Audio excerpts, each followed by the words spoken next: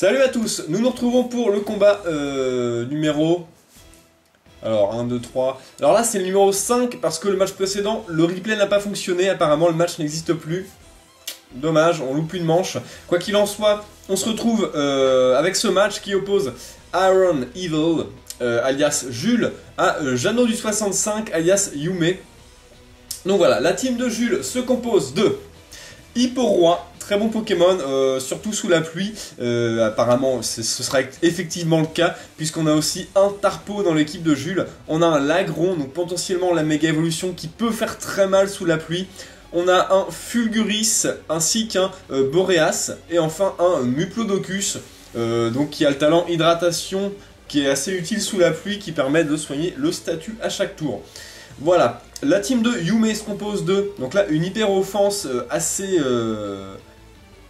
impressionnante. On a Chapignon, on a Flambuzard évidemment, qui va être vraiment très pratique, puisqu'il peut passer outre la glissade de Lagron et de Hipporoi, puisqu'il peut taper en premier avec son rapace, qui est prioritaire grâce à son talent.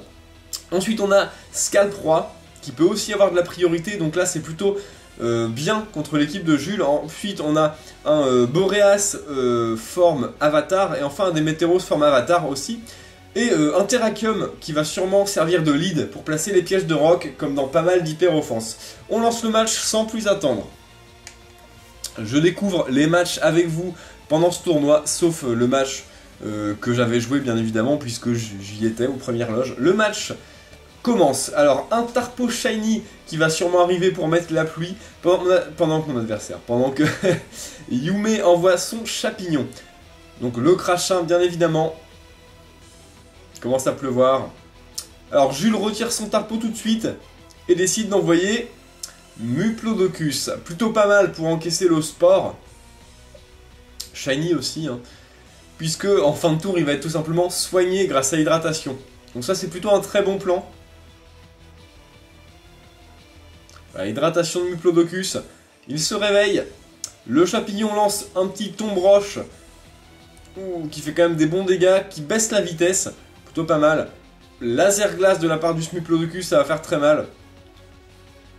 Le Chapignon arrive à 1 PV grâce à sa ceinture force, pardon, et voilà, il est retiré par Yume, et c'est Scalproi qui est envoyé. Scalproi. Pendant que le Muplodocus lance Fatal Foudre. Donc Fatal Foudre qui a 100% de précision sous la pluie, faut le savoir. Ouh, ça paralyse Scalproi. Plutôt un très bon départ du côté de Jules. Le Scalproi est paralysé, donc il ne peut pas lancer son coup bas et se prend une deuxième Fatal Foudre. Scalproi qui a été totalement inutile, c'est vraiment dommage. C'était une des bonnes armes qu'avait Yume contre l'équipe de Jules. Terrakium est envoyé. Terrakium Shiny, oulala. Et lance son gros close combat qui fait très mal. Et qui tue pas Muplodocus. Donc apparemment un Muplodocus qui a vraiment des investissements en défense. Le Muplodocus lance repos. L'avantage, c'est qu'il se réveille directement après grâce au talent hydratation, voilà. Ah, c'est vraiment très fort quand même. Muplodocus est retiré. Et c'est Boreas qui est envoyé, probablement pour encaisser un close combat, puisqu'il est type vol. Ouf, il encaisse, mais il prend quand même un peu moins de la moitié. Ça va, puisque Boreas a le talent Régé Force. Surpuissance, bim. Terrakium Ceinture Force. Donc on a 2 ceintures Force dans l'équipe de Yume. Donc il tient à 1 PV. Alors là, la défense du Boreas baisse, donc il va quand même... Ah, il prend aussi l'orbe-vie. Ah, piège de roc, d'accord. Donc Yume décide de placer les pièges de roc et de pas lancer un close combat, d'accord. Vent violent. Ah d'accord, donc mixte, ce qui est plutôt pas mal, puisqu'on peut lancer surpuissance et derrière taper sur le spécial et donc passer outre la baisse d'attaque. Plutôt pas mal. C'est très utile là, puisque ça permet de tuer le Terrakium. Bon, ça l'aurait tué aussi le surpuissance, mais... Flambuzard est envoyé. Alors là, une menace Flambuzard quand même. Tarpo est envoyé du côté de Jules, donc il va quand même manger son rapace de plein fouet. Bon, là je pense que c'est surtout pour mettre la pluie en jeu. Il commence à pleuvoir. Le rapace, bien évidemment.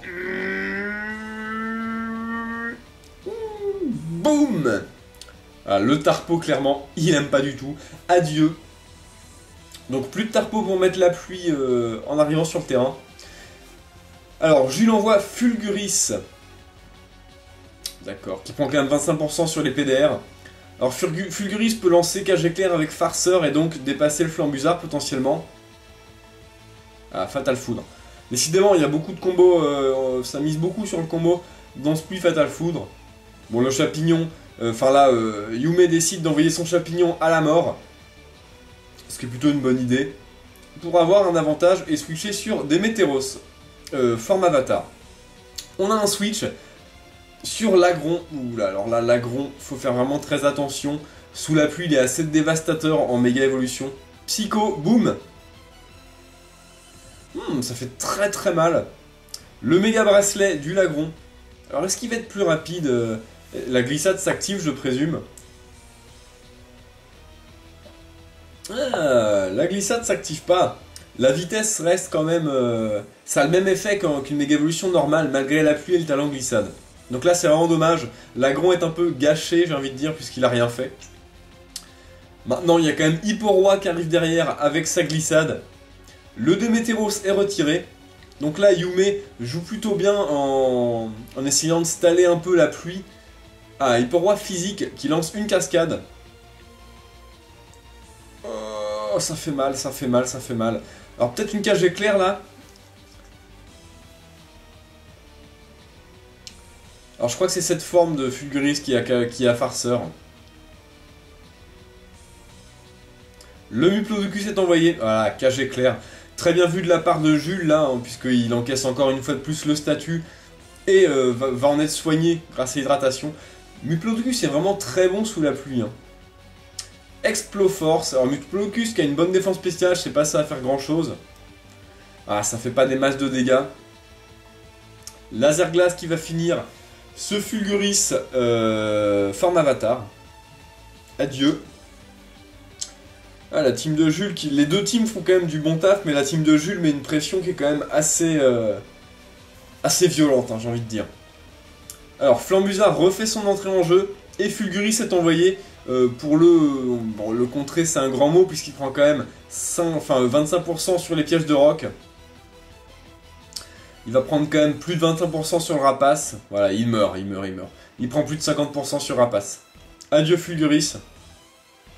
Donc là, c'est le Flambusard qui va quand même être assez décisif, je pense. La pluie s'est arrêtée. Alors, Jules envoie son Muplodocus. Je pense pas qu'il puisse encaisser.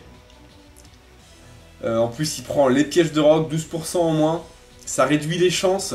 Là, il résistera pas, hein, je pense pas. Si le Flambusard a le banc de choix, c'est mort.